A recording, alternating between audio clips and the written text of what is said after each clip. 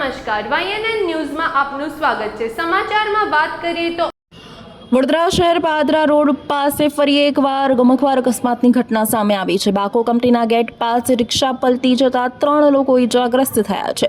ડ્રાઈવરે સ્ટીયરિંગ ઉપરથી કાબુ ગુમાવતા આ અકસ્માત સર્જાયો હતો।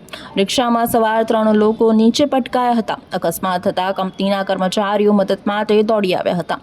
અકસ્માતની સમગ્ર ઘટના સીસીટીવી કેમેરામાં કેદ થવા પામી છે। તમામ ઇજાગ્રસ્તોને સારવાર માટે હોસ્પિટલમાં ખસેડવામાં આવ્યા છે। Rahul Rajput.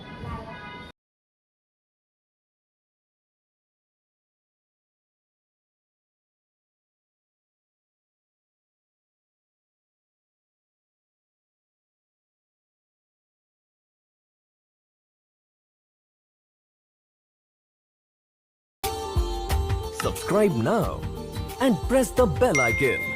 Never miss an update.